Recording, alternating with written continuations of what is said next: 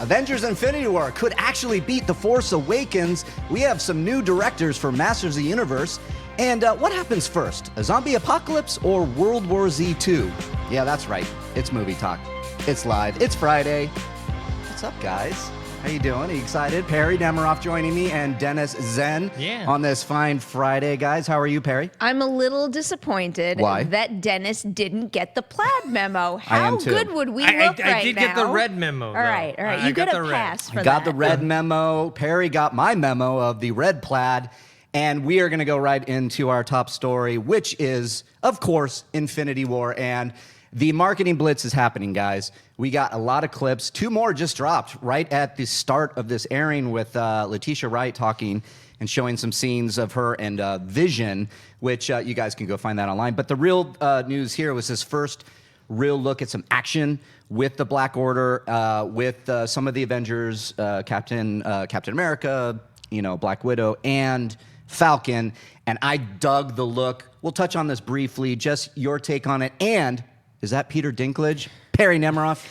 All right. So, yeah, it might turn out to be Peter Dinklage, but anybody who says that, that is definitely Peter Dinklage, because I heard him say 2 words, that's crazy. I've listened to that clip a million times over, and I know I'm no, voiceover artist or anything like that, but I can't really hear Peter Dinklage in that role. Maybe it's going to be him, but right now, based on this clip alone, I'm not going to go ahead and say it's a sure thing. But the clip was definitely cool. I like the action a lot. I like the look of those characters. I've said it in videos before. I'm really excited to see the Black Order in action. I like the whole design, the feel, and I like this idea of being so focused on Thanos, but getting this whole group around him. And I want to be able to feel their threat. And in this clip, when Proxima Midnight kind of crawls over to him, I'm like, oh, she looks super weak. What's up with that? And I just have a great feeling that is a complete misdirect. And when I actually see the full feature, she's going to be super sinister and threatening. And I want that. I want that too. I was impressed with the action and just the tease. And I couldn't, for the life of me, hear Peter Dinklage everywhere. But the internet knows everything. And so that's obviously him. Dennis, is that your take as well? It's tough, right? Because Perri mentioned it is 2 words or whatever he says. We know Peter Dinklage is in the movie. We don't know what role he's in, and we haven't seen any clips or mention of who he plays. So I think that's probably the most likely place that he's going to be put. I mean, he's done voiceover work before for the video game Destiny. That's right. So sure, I'm going to say it's him, but I'm not 100%. In terms of clips, though, I try to actually. It's weird. I actually like trailers, but I try to avoid clips as much as possible. Yeah. Especially with a movie like this. But we were doing the show, so I had to watch it. Sorry about that. But I mean, it was presented in that Good Morning America thing, which, watching that thing was weird because that demo is not for us, right? If you look at the audience that's in there, you're like, I don't even know if any of these people have seen any of the Marvel movies at all, but they're clapping and laughing and all that stuff. But yeah, that's part of the marketing game. You're trying to reach beyond the hardcore audience. Yeah, beyond is right, because my mother contacted me and said, I watched Good Morning America. There's a new Avengers movie. I said, you're kidding me. Is there, Mom? I had no idea. It's really funny. You're right. That's what it's for. Yes. And the name is what? Glaive. What's Corvus. Corvus Glaive, that we're still waiting on confirmation, because the Russos did reveal Irish actor Tom Von Lawler will be voicing Ebony Maw. We also know Carrie Coon is doing, where was it? Please tell me, Perri. Proxima Midnight. There, thank you. Yeah, Schmodown. Okay. No. So we're still waiting, and I'm assuming Peter Dinklage might be Corvus Glaive, but we'll wait and see. And we have very little time to wait, because this movie is coming out next week. And that goes to the meat of this first topic, is that tracking is coming in now. This thing is now, so Box Office Tracking recently said that its domestic opening weekend could be between 235 million and 255. 255 is the number I'm looking at, which will beat Force Awakens' 247 million debut, which is astounding to me, because we have started talking about this thing, and we were like, at first we were like, it's not going to beat Force Awakens. It cannot possibly beat Force Awakens, because Force Awakens had something special. The return of Star Wars, the return of the big 3, J.J. Abrams, Disney, this big fanfare coming in.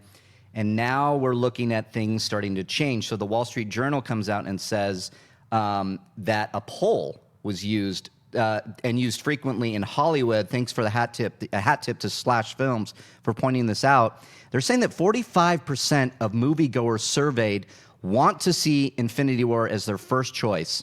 And that, meanwhile, when they did it for Force Awakens, it was 33% of that same window. So we're talking this big poll of people.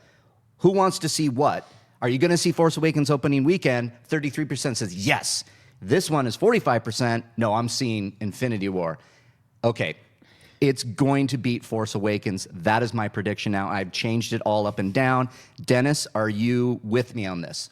No, I'm not going to be Really? with you. Oh my God. Show's over. Show's over. I think that it's going to get close. Okay. I think it's going to get close. It's going to beat, the first Avengers, obviously. Oh, yeah. It's going to beat all the other ones but I think it's going to beat Last Jedi as well. Oh, yeah. But I think it's going to just miss The Force Awakens. Though I think also globally, I think they were talking about it's not going to beat, I think the big winner now is Fate of the Furious. Yeah, Fate of the Furious. Because they beat Force Awakens in terms of global opening weekends. Yeah, global is one thing, and yeah, we could probably see that domestic here is what you're talking. because China is actually not opening Avengers Infinity War until May 11th, I think. So that's going to hurt its global opening. Got it. Okay, Perri. Okay, you're a box office genius. I use the term loosely. Genius, more like oddly. I like oddly saying obsessed genius to you. With box office data. You're oddly obsessed. So when you look at that, when you hear Wall Street Journal's poll, when you see some of the tracking as it keeps ticking up, when you consider Black Panther, and we talked about a lot of different movies in the MCU opening now beyond predictions, like Thor Ragnarok. I even think of, we went from Dark World at like kind of a high 80s to past 100 million with Ragnarok. What does Infinity War say to you? I'm still on the fence with it beating Force Awakens. I'm God, who's going to get with me on this? I know you guys out there are. I didn't say. I said that the last time we discussed this that I didn't think it was going to happen. I didn't even think it had a chance. I thought it was going to make a ton of money, obviously, but I think I said something like 215. That number is definitely going up, and this is why I like box office so much, because I do like incorporating the updated tracking reports into my predictions, plus all of these other services that provide more data to show how interested people are. And especially when we're talking about a movie like Infinity War, where it breaking all these records for something that we love so much, that's so exciting, especially when it's a high quality movie. So I'm actually rooting for it to happen, especially when we see the movie. And if we love it, that's probably the point when I'm going to say if the scale is going to tip one way or the other and really focus in on a specific number. But right now, I'm kind of right in the middle. I think it's going to come very close to Force Awakens, and it might go over, it might go a little under, but I do think that it's going to top everything else on the charts and at least post the second highest opening weekend of all time domestically. Okay. But I also think that let's say it does beat Force Awakens. If it beats Force Awakens, I think it's going to beat it just with the opening weekend. When you look at the overall theatrical run, I don't think it's going to come close to that $2 billion mark. Pretty much because Force Awakens had the December release, whereas Infinity War in the coming weeks is going to have a ton of competition. So whereas I think it could start off crazy strong, I don't think it's going to have the legs that Force Awakens had. Yeah, I agree with you. And even in the chat, Jay Scott for real says opening weekend, sure, but overall global, yeah, not going to beat it. And I totally agree because of all the reasons you said, Force Awakens had a nice holiday release and a lot of repeat viewing because you had less competition, you had more time to go to the movies. And I know summer too, a lot of people have that, but we're not even in summer yet. We're in April and we're kicking off, I guess, the summer movie season. So I'm going 250. 250. Yeah, I'm going 250 that it's going to beat it. I mean, and I'm just going with gut. I really feel like there's so much hype. There's so much talk. We're getting tagged. I mean, it's like I put out on Twitter, hey, I'm hosting Movie Talk. Let's talk. Give me your Twitter questions. They're Infinity War right now. Like, what do you think's going to happen? Do you think this is going to, like, people are talking about it. My mother is saying, hey, there's an Avengers movie coming. Did you know that? I'm going to go see it. Now I'm like, oh, boy. So at least opening weekend, I'm landing on 250. I'm not gonna be shocked if it doesn't, though. I'll be like, yep, but it gave it a good run. So I'm the opposite of you, where I'm going to predict like 240 something. It's not going to beat Force Awakens. Sure. But I'm not going to be surprised if it does. You know, Right. I feel like the marketing campaign for this like kind of kicked in later than usual. I wasn't feeling like, and then suddenly now Avengers stuff everywhere. I mean, Yeah. I was in Taiwan and they had a lot of displays, a lot of billboards, a lot of promotional tie-ins in there, and so they're trying to hit this thing globally. They're going around, like, they actually split up like the cast and sent them in different places around the world to promote this movie. Well, Black Panther has been just the perfect pairing for it because one, Black Panther was a fantastic movie that made a lot of money, and then as Black Panther started to dip at the box office, that's exactly when the Infinity War campaign picked up. So I really do think the two are going to go hand in hand, where Black Panther's success will wind up helping Infinity War to some degree. And then I also think excitement about Infinity War, assuming Black Panther is still in some theaters, which I think it will because that is a very smart move to make, I think we might wind up seeing a little uptick in Black Panther money because of Infinity War. Yeah, all that. I mean, just all that. I mean, it is really exciting. It's an exciting time, actually, to be a blockbuster fan, to be obviously an MCU fan, because this is the culmination of 10 years, and I can't wait to see it. And let's put it out there now that you're thinking just below. Give me the number. Oh, I knew like you were doing gonna this. do I know, that. I know. I knew And it. get ready, I knew Dennis. it. You got mine, 250. All right, so Force Awakens is about 247. 247, 240. 248. Yeah. I think it was high on the higher. All right, 247. I'll. What did you say? 250. I don't want to pick your exact number. $1, Bob. I'm gonna go 249 just because I. Oh, you're doing the $1 Bob Barker. The gut instinct with this is that yes, it might go a little over, and I kind of wanted to see it happen because we were talking about it behind the scenes somewhere the other day, where there's a lot of franchises and a lot of cinematic universes out there, and most of the time what happens is you open so big, and then some of the movies that come after it, that's when you start to see a dip in returns. Yeah. And with The Force Awakens, you have this huge gap, and then it's this whole event to usher Star Wars back into the cinema. With this, though, especially in the last year with their past 4 films, wow, the past year, 4 films, these numbers are going up and up and up, and that is such a rare thing. So I applaud the folks behind this franchise for that, and I want to see it continue. Yeah, me too. All right, Dennis, do you have a number? I'm going to go a little bit lower. I'm going to go 242. Okay. I could be wrong. If all those like older people in that Good Morning America audience, if the audience is actually going to all go see this movie, then I'm going to be dead wrong. It's going to be well past that. Yeah, we'll see. It's coming out next week, everyone, and stay tuned to Collider Video. We are going to have a review, a ton of content that you can check out celebrating this. So stick around, subscribe, and get all those alerts because you're going to want to check out all our Infinity War coverage. Let's move on to our second story, which is Guillermo del Toro, as JTE would say, signs with Dreamworks Animation to make, develop, possibly direct, some animated movies. Guys, this is per Variety.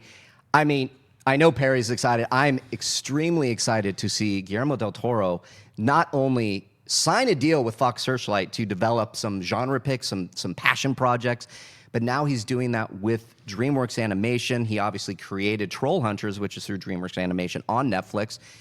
What could we see? A possible movie? What is a Guillermo del Toro animated movie? Dennis, are you excited by this news? I am excited by anything Guillermo does. Yeah. I did not know you had put in the notes that he had been a consultant on a lot of these DreamWorks animated movies, which now it makes a lot more sense how the deal came to play in terms of the Troll Hunters on Netflix with them, and then also this new deal. I would love to see him do a stop motion animated movie. I think that fits in his wheelhouse. Yeah. That kind of look and feel. I don't know if that's going to happen because I don't think DreamWorks does a lot of that, but No, I can dream. Yeah, if he was maybe going over to Leica, yeah. that would be one thing. In the announcement, there was some sort of quote that said something along the lines of they're looking at this as an opportunity. Like, it's not just about writing, directing, and producing. It's also about working with the president of DreamWorks and the folks that are doing the animation and the technology over there to explore new forms of storytelling across multiple platforms. So who knows? Just because DreamWorks has done one specific thing, they could broaden their horizons, especially with someone like Del Toro on their side. And I love Troll Hunters, so I'm so excited to hear this news. Really, I just want more Troll Hunters. I just want more films, either straight from his mind, or I just want someone with his ability and his talent and just his incredible creativity to guide other new filmmakers. Because that was another thing that came up when the Fox Searchlight news broke, is that he was going to take that opportunity to bring newer filmmakers into the fold. And that's why we have Antlers coming out, which I'm really excited to see how that turns out, because I'm also a huge fan of Channel Zero. But this is what I like to see in super accomplished filmmakers. And sometimes I think what happens is you'll get a filmmaker who will make all these iconic things. They'll just keep pumping out projects as a director, and sometimes it's difficult to keep the bar so high, and you start to get a little disappointed in their work. And I always say to myself, all right, you know what, why don't you just like turn your focus on more of a producerial overseeing type thing where you can give some of your influence and some of your expertise to up and coming filmmakers. And while this doesn't mean that Del Toro is not writing and directing anymore, both of these arrangements have him making films on his own, but these also give him an opportunity to actually influence other filmmakers out there. And I suspect it'll be for the better. Yeah, I totally agree with that. And in your description of him working with the president of DreamWorks, what occurred to me is like having a guiding voice for DreamWorks Animation as a whole. Because when we talk about animation, there's a lot of fans. I mean, I love the How to Train Your Dragon franchise out of DreamWorks. That is my favorite because they don't rely so much on these pop culture nods. Like Shrek was filled with them. I mean, it was like every time they said something, it was a reference to something in our own world. Whereas How to Train Your Dragon was a linear story that would like exists on his own. And I see Guillermo del Toro being a big part of something that can like put DreamWorks out there to maybe start competing against the likes of Pixar. I mean, Pixar always puts out these movies that are just absolutely wonderful. But I think if you're polling fans, at least for me, I always lean towards Pixar. But you get a How to Train Your Dragon, I'm like, they're doing something right over there. I'm looking at Guillermo, and like you mentioned, Dennis, he did help. He was a creative consultant on Kung Fu Panda 2, which, okay, Kung Fu Panda 2. Megamind, I'm like, really? And other Endpoint earned him executive producer credits on Rise of the Guardians, Puss in Boots, and Kung Fu Panda 3. Rise of the Guardians was a bummer of a movie for me because I thought it was such a wonderful idea, and the execution wasn't that great, so... And Kung Fu Pandas, yeah, I mean, I really love the Kung Fu Panda franchise. I always laugh, but it's not my favorite. It's the How to Train Your Dragons. Megamind is one of my guilty pleasures. I love Megamind. It makes me laugh all the time. But with Guillermo, I want to see more of How to Train Your Dragons and also his sensibilities. Like, I don't know, I think about Paranorman. I think about Frankenweenie. I know those are like kind of in the Tim Burton world, but it's that kind of thing. I want a little bit of darkness. I want a little bit of edge. I want a little bit of fantasy playing with him. So do you think he can launch DreamWorks to be even more popular than it already is? I think that Troll Hunters is almost exactly what you're saying, where it doesn't completely veer away from what DreamWorks is known for already, their style, their brand, because with Troll Hunters, you have that familiar look and you have some very kid-friendly material, but that's also a show that puts a lot of time and energy into developing the character and the world and has a lot of cool rules to it, and it has real stakes. There's points in Troll Hunters where even though it's an animated series with kids in it, it does feel like there's a very real threat there. And I think that's something that kind of gets pushed to the wayside in a lot of these animated movies, or at least a lot of the ones that I don't respond to. When I look at the animation studios out there right now, I am immediately drawn to, above all else, Pixar and Disney Animation, because I know with any of their movies that I am going to get that family-friendly vibe, but I'm also probably going to get something in addition for me and as an adult to take home and think about after a movie that's actually saying something. And then I'm also looking at Illumination Entertainment right now, just because, not necessarily because they have the same depth that those other studios have, but because it's essentially a box office juggernaut right now with Despicable Me and Minions and all that stuff, Secret Life of Pets. If we ever get that second one, the other studio that I have my eye on right now is Sony Pictures Animation, because if this Into the Spider-Verse movie really hits, can't wait for that could be a very interesting combination of a Marvel property and the animation style that really nobody else in the theatrically released territory has tapped into. But with Del Toro pairing up with DreamWorks, it has me thinking about DreamWorks kind of on the periphery, comparing them in that way. Yeah, me too. Dennis, do you think he's going to be a great addition to DreamWorks and put it up there with the Pixars? Well, I have two minds about it. One, creatively, fantastic. You know, he's going to hopefully broaden the scope of the type of animation they do. But at the same time, one of the reasons why I think we love Guillermo del Toro is that he has offbeat characters with strange. I mean, think about Shape of Water. Shape of Water. Like you read that on paper, there's no way you're thinking, this is going to win an Oscar. Yeah. So that type of like aesthetic, his style, I don't know if that makes it more mainstream, right? So, you know, something like you're talking about Pixar and Disney animation, that is like the mainstream type of stuff. You talk about Laika, that's a more off the beaten path. Where will DreamWorks Animation fit with Guillermo helping out? Maybe it's more in the middle. Yeah, that could be absolutely true, and I would love that. I would love them to take chances, do a big swing for the fence, like you mentioned with Shape of Water. I mean, on paper, you're like, what? But it works, and I would love the same kind of feeling where you get something on paper for animated and go, I don't know if they might like it. Take that chance, and let's see. He's the perfect person to do that, and I think this is a sign of his Oscar win with Shape of Water. A lot of studios, especially animated now, and because of his work on Kung Fu Panda and all these other properties, they might give him a chance, and I can't wait to see. So let's move on, because this next one, Masters of the Universe, I have a special love for this because of my work years and years and years ago trying to throw my hat in the ring for my own Masters of the Universe movie. But now Variety is reporting that Sony Pictures and Mattel, they have tapped the directing duo of Aaron and Adam Nee to helm the Masters of the Universe movie. I've never heard of these guys. And so now I'm looking at this long development process of this movie. So the guys did Band of Robbers, and it's a movie. It was a 2015 indie, and it was a modern-day retelling of Mark Twain's iconic books. Band of Robbers is a comedic adventure that reimagines the characters of grown men, small-time crooks. When Huck Finn is released from prison, Huck, come on, man, why'd you go to prison? His lifelong friend and corrupt cop, Tom Sawyer, is going to help him, has other plans. So I haven't seen this movie. I can only comment on the fact that we lost David Goyer, who wrote the latest draft of Masters of the Universe, and because of scheduling, he wasn't going to do it. Now, I'm not a huge David Goyer directing fan. I do enjoy his work as a screenwriter. I'm willing to give him the benefit of the doubt of this.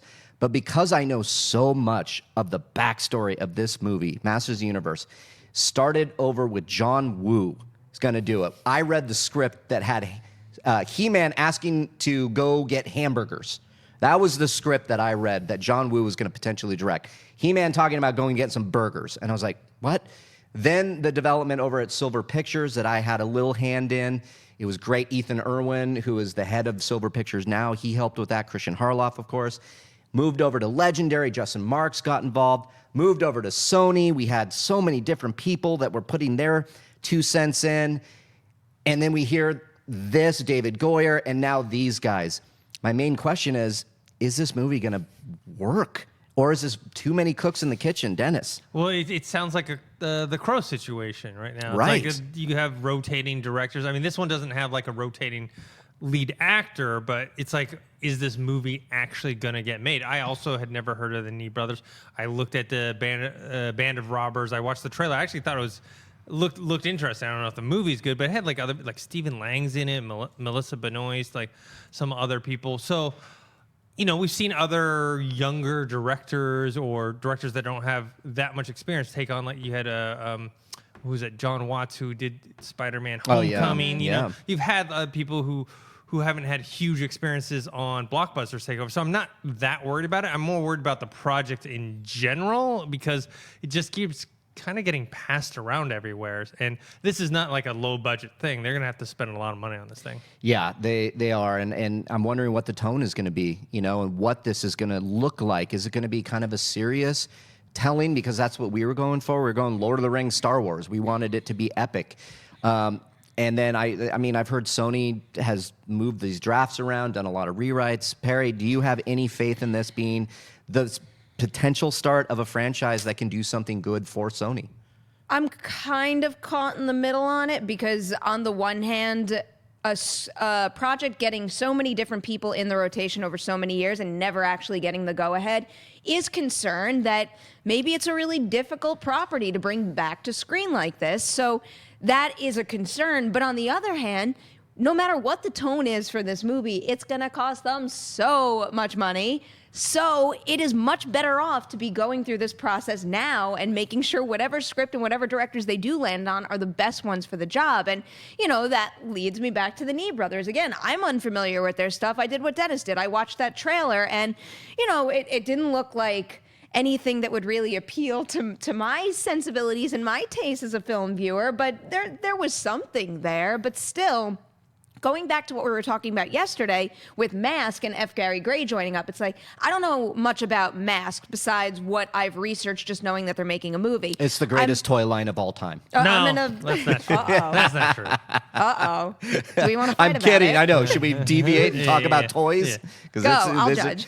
I have the same relationship, though, with this property as well. I have no attachment to it. Really, I don't care one way or the other whether this movie happens just because I'm not involved with anything. I didn't grow up with this stuff. So what I needed, or at least at this point in time, what I needed in order to get into it was a name that I'm familiar with, like Goyer. A reason for me as a film fan to say, oh, that's a reason for me to be open to this. And, the Nee brothers don't really do it. And further down the line, there's nothing to say that, a great trailer couldn't come out and just have me, maybe I should pay more attention to this. But at this point in time, given how many people have come and gone from this project, and then this announcement that these directors that I've never heard of are attached to it, it doesn't really do much for me. Yeah, it's not doing much for me. I'm not familiar with their work, and it's curious to me that they just haven't, because of this movie and the fandom behind it. I grew up with Masters of the Universe, so I do have a stake in this. I did want to see, of course, something I wrote go for a big budget like this. I wanted to tell that story. I love it. It's a rich mythology. But then all these different, Jeff Wadlow was attached at one point, and I was like, who? And then I saw Kick-Ass 2, and I was like, I like that idea. And then he's gone. David Goyer, I'm like, this just... Wasn't McGee was attached? McGee was attached, and I was like, no. Well, at least Goyer's still involved. Goyer's going to be heavily involved. According to this report from Variety, he is going to be heavily involved. He just couldn't do it because of scheduling. I get it, but it's a curious choice to do these directors. When you think about like Marvel, when they get the Russo brothers, that was confusing to me. And I was like, wait a minute, these are television directors. But then Marvel has proven themselves. When they grab these directors like a Taika Waititi, you're like, what? You feel confident with them. Sony, I was wondering why they didn't go after Kasdan from Jumanji. I thought that they have that, what a great... Jumanji was fantastic. I had such a wonderful time with Jumanji. I kind of saw, like, why didn't they stick with the family and get him to do it? But again, it's very confusing to go to really, really unknown directors, and I looked up their critically acclaimed work that they were... I'm not seeing it. I saw a 71% Rotten Tomatoes score for the Band of Robbers, and then some. Perri, you were telling me some research of your own. A festival win at the Denver International Film Festival. Not to take away from those wins. Seriously, those are achievements in themselves. But as a lover of the franchise, I was wanting something like a name that I could really get behind and have some faith. Right now, because of the rocky road of development, I don't know about this one, Sony. I'm hoping for the best, but everything on paper is not really matching up in my mind yet. How about you guys? Drop in some comments. I want to hear your takes on Masters of the Universe. Are we going to get a good movie? Because I don't know. We'll see. All right, let's move on to our next story. Deadpool 2 director David Leitch. He is taking over the Division adaptation starring Jessica Chastain and Jake Gyllenhaal. This is again from Variety. Ubisoft has tapped the Deadpool 2 helmer. This guy is busy. My God. We had Stephen Gahan. How do you pronounce his name? I say Gahan, but yeah, Gahan. Okay, he signed on to direct. This was last year. He did Syria and Gold, and then he dropped out. I mean, it was a very quiet detachment from the project.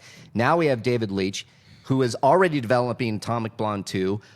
Does Fox want to keep him on for Deadpool 3? Possibly, maybe. We don't know. We don't know how Deadpool 2 is going to land in theaters. But, you know, Perri, when you hear David Leitch directing a video game adaptation with these two A-listers, these heavy hitters, what are your thoughts on this? Even as a non-game player, I've been really intrigued by the idea of bringing this to screen right from the start. I mean, obviously, the fact that both of these stars, huge talent, attach themselves right off the bat. And I love the fact that they've been developing this project ever since. They're both involved in development on this. They're going to put in their ideas. And I trust the two of them. I'm excited that this project is coming together the way it is. And then when we heard that however we're pronouncing his name, Gagan, signed on to direct, that's when I'm like, that's an interesting choice, because Syrian is good. But then I think that news had come out right after I saw Gold.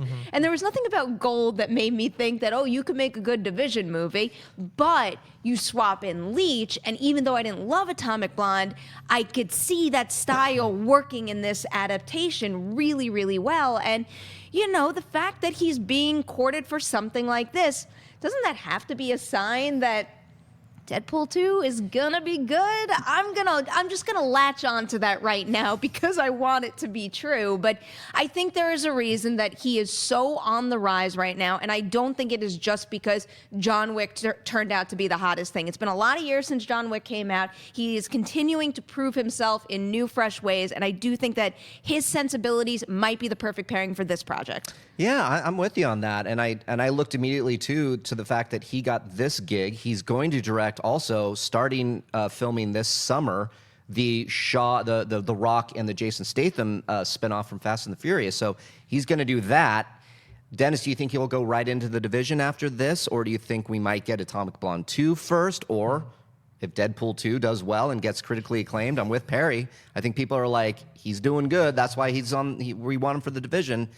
But if he does the Fast and Furious spinoff, is Division next after that? I hope so, because I'd like to see this get made. I'm very interested. I didn't thoroughly play through the game, but I played the game a little bit, and I'm very intrigued by the world that it's built. It's kind of like a tactical guerrilla warfare set in like a post-apocalyptic world. Yeah, the world is like wiped off with smallpox. Yeah, something like that. And they had a lot of like cinematic trailers when they were promoting this game, and so I want to see what his take is. Stephen Gagan, however you pronounce it. Gagan. I like Gold. I didn't love it or whatever, but I liked it. He also wrote Traffic. I think that's his big thing. I think he won an Oscar for writing Traffic. He did. Two different type of directors. David Leitch, obviously we know him from John Wick. He didn't do the second one, though. Chad Stahelski, I think he did the second one by himself. Atomic Blonde I was not a huge fan of, except for that 12-minute fight sequence. But looking at Deadpool 2 and seeing how that's coming along, that might be the thing. Plus, he's got that other Fast and the Furious thing going on. So yeah, he's a hot commodity right now. Maybe he falls out of this as well if they want to sign him up for Deadpool 3. But I'm excited with these two leads. Just watched Jessica Chastain in Molly's Game, and so I'm excited for it. I think his style will fit. I think he might have to tone down his style a little bit just because the game is a little more tactical, a little more tension-filled. I like the aspect of the game where people can kind of betray other people, and interesting. So I'd like to see his take on it. Yeah, you bring up a good point. That was the first thing that came to my mind. Gagan has a very distinct style that's more grounded, more dramatic. I think of Syriana, but with Leitch, it's stylized, it's hyper realistic, it's a lot of in-your-face action, and those are two very completely different takes. So I'm wondering if Chastain and Gyllenhaal had any say in the matter and said, no, we want him. Did they send over a cut of Deadpool 2, and they went, nope, we want this. We want to make it this hyper stylized kind of thing, like a game. I don't know. I haven't played the game, but I'm interested in checking it out. We'll keep our eyes on this. I like the pairing. I like everybody involved. Maybe this is the video game adaptation that just wins all the Oscars. I don't know. We'll see. Let's move on to our last topic, which is World War Z 2. What the heck is going on with it? We haven't heard much until earlier this year. David Fincher comes on. Not earlier this year. It was last year that he comes on, shocking everybody that he could direct a World War Z 2 sequel. And we heard that they were going to gear up for a 2018 release. But the playlist is reporting that Fincher's Netflix show, Mindhunter, Season 2, he's starting that up right now. And he's going to be taking that on. He's going to direct some episodes. And they're saying that this is going to push World War Z 2 to TBD. TBD. So this is such a long and arduous journey for this movie. Now I am kind of forgetting it, kind of being like, do we need it anymore? Dennis, are we ever going to get World War Z 2 with David Fincher? I really didn't need a sequel. I saw the movie, I enjoyed it, but I didn't love it. So the only thing that really interests me is Fincher attached to it. So maybe they're willing to wait. Maybe Brad Pitt, maybe he wants him to direct it, and that's why he wants to do the second one, and they're willing to do that. But right now, it just seems to be getting pushed off further and further. And the first one did cost quite a bit of money. They were able to recoup it because they were expecting to bomb because they had all the reshoots, but then it actually did pretty well. So I don't know. And that was kind of in the height of the whole zombie thing, the whole zombie trend. Yeah. That's kind of, I mean, looking at what's happening with The Walking Dead and everything, not that it's completely dead, but it's not as big as it was before. So by the time this movie comes out 2-3 years from now, are people going to care? I'm going to guess no. I only care about it right now because Fincher is attached. That's where I'm at, too. That's the only thing that will get me out in the theaters, and hopefully a lot of people. Because, it's getting further and further away. I agree with you on trends. I mean, who knows where, like, we haven't had a big zombie movie that really captures the imagination in a long time, or even lesser-known movies.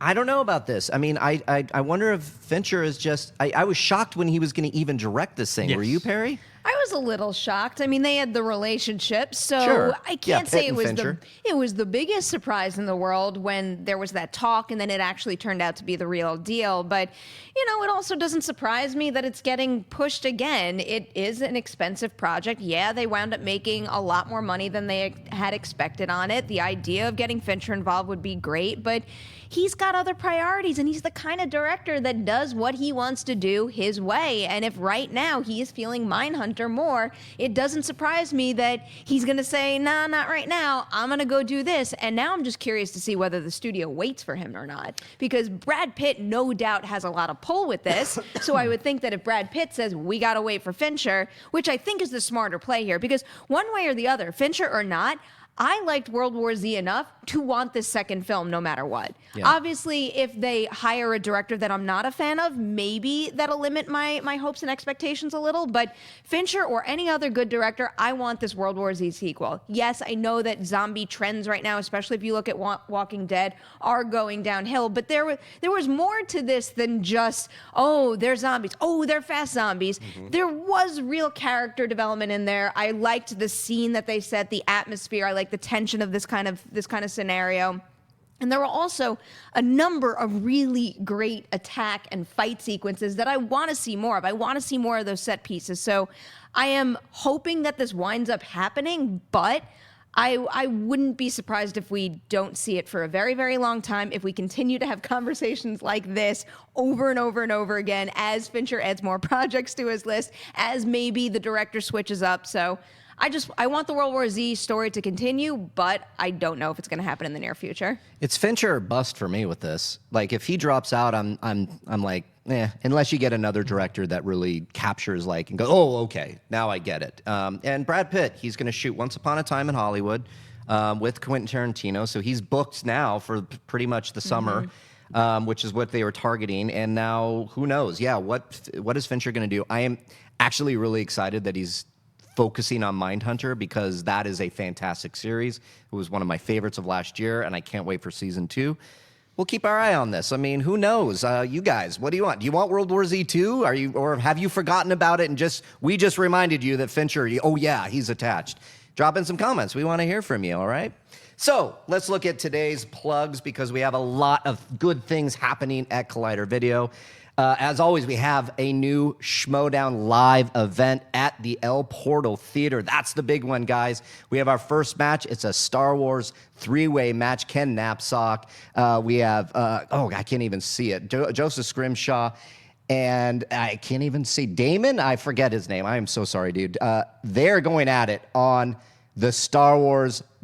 I can't even handle these guys and their Star Wars knowledge. And then the main event is the Shire Wolves versus Team Action, June 2nd, 2018. You can get your tickets. Go to the link right now in the description. And remember, keep an eye out for all the new shows that we have. We have Review Talk coming. Stay tuned for that. That's going to be a fun show that we're doing. And of course, we have our mailbags this weekend, and then a live, or not a live, but a Schmodown goes up later. That is Mark and Draco taking on Ben Bateman. And for everybody listening at home on Podcast One, thank you so much. Remember to rate and like and share the podcast so that we can bring you all these wonderful shows that you can listen in your ear holes. So let's go on to our last topic, which is your live Twitter questions. And I did grab one because I have been seeing this quite a bit. Everybody's been asking me. So we have HannahFan at HannahFan853. Oh my God, there's a lot of numbers there, dude. Do you think Harrison Ford will have a cameo in the Han Solo movie? Now, I've been hearing a lot about this. Like, kind of they reference the Young Indiana Jones Chronicles. Remember when Harrison Ford did one of those, like he was an older version and he was like playing the saxophone and then we met and then we go to a flashback. I do not think we're going to see Harrison Ford in Solo whatsoever. Dennis, what do you think? I hope not. Yeah.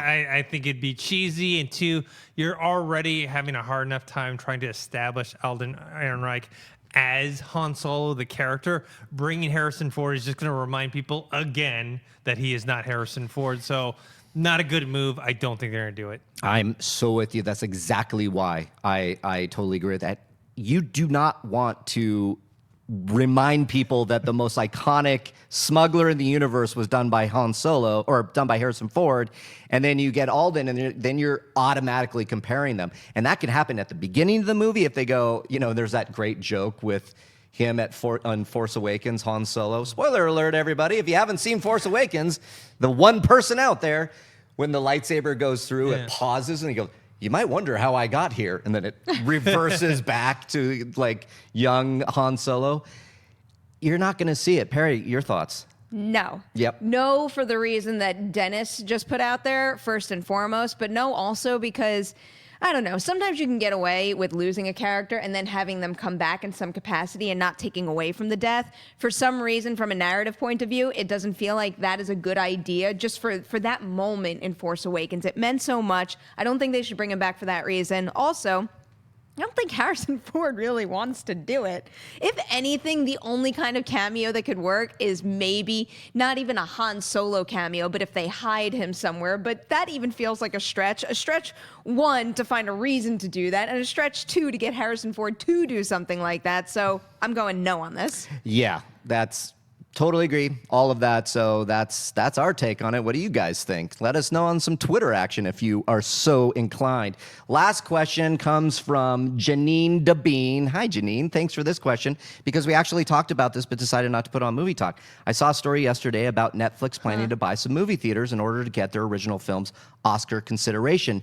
Do you really think that's their only option to get some Academy of love? Great question. Perri, I want to start with you. I don't think it's the only option. And it kind of saddens me that they're going down that path because, it just feels like a lot of like older, experienced folks in the industry just don't want to kind of open their hearts to this new platform. I do understand some of the concerns, especially some of the concerns raised recently where by embracing certain streaming movies, you're closing the doors for other opportunities for other filmmakers to have their movies that they intend to screen on the big screen. So you're taking away that ability to make something for the screen and have it shown on the screen. And also we're limiting the options for up-and-coming filmmakers to submit to film festivals and go for distribution. Instead, they're going straight to these streaming services. I get the problems here, but I think ultimately it comes down to just the entire industry coming together and saying, you know what? Times are changing. This is where stuff is going. This could be a good thing. If everyone could just embrace it as a good thing with a ton of potential for creativity and new talent and establish some new rules, we wouldn't be in a situation where Netflix has to consider buying theaters in order to get the required amount of screenings for Oscar consideration. Yeah, Dennis, what do you think? Yeah, I mean, I don't think they have to buy a theater chain to do this. I mean, all they need to do is have, what is it, like a 1 week run in LA or New York. But it is kind of indicating like this kind of battle between the old school and the new school of like, you know, Cannes not letting them have their movies in for consideration and them pulling out. And I just think it's one of those things where like, I don't understand why they can't just, you know, follow the rules, right? I mean, in terms of like having their movies out for a week. If they're not going to take every single property they have and do that because it's going to cost too much, and a lot of stuff is not worth it, right? They're not throwing Adam Sandler's like next whatever the hell movie in the theater so they can get Oscar consideration. Right. They're going to find Beasts of No Nation or something in that The Irishman. Yeah, something like that. That is worthy of it. It's not like, hey guys, if Netflix puts all these movies in the theaters, suddenly they're going to be nominated for Oscars. You still have to have quality there. So it doesn't matter. That's why I don't get this whole Cannes thing. That's why it upsets me. It's like, if the movie's good, the movie's good. I don't care if you're like, oh, this was intended for this platform and that platform. Storytelling is storytelling. Thinking about it a little more, wouldn't it even hurt the Netflix brand to do that? I mean, it's part of Netflix's identity that you could sit at home, get a subscription to their service, and watch whatever you want. If they start owning and operating their own theaters, then they're kind of taking away from the core of their business. That's absolutely right. And it could be left up to the viewer. I mean, I could see them buying some theaters to exclusively screen some movies like The Irishman. I would go out. I would double my money. I'm definitely paying to see that in the theater. Absolutely, I would double my money. Having a Netflix subscription, and I think to hold to their model as you referenced, Perry, you release it in theaters at the same point it's streaming. So you have that option. You can stay at home and watch it if you desire, or for film lovers like us, if we're so inclined, we'll go drop $10 down or $12 or $15, whatever it may be, to see The Irishman in a theater. I don't think they need to buy these theaters either, and the report was exploratory. I believe they spoke about it. There's no plans to do this right now. So it's probably, who knows if it will happen or not, but like you said, Dennis, a good movie will rise to the top every time, and I believe that sooner or later, Netflix, of all things, one of those movies is going to hit where we're all going to be doing news on it. We're all going to be sitting around the office and go, did you see X? You got to see this right now. Everybody's talking about it, and it will get nominated. I think it's going to happen sooner or later. That's just my take. And that's the panel's take, and that's our take for everything all good for Movie Talk on Friday. Thank you so much for joining us, guys. Mark Ellis will return on Monday for a live Movie Talk at 9 a.m. PST. Stay tuned to Collider Video. We're going to have some great videos coming out later. So for Dennis and for Perry, thank you for joining me, and we'll see you next time. Hey everybody, Mark Ellis here. Thanks for watching this episode of Collider Movie Talk. You want to watch more? Then click up here, or you can click right here for more great content from Collider. And if you haven't subscribed to Collider Video, do so right now and share this vid with your friends. Thanks for watching.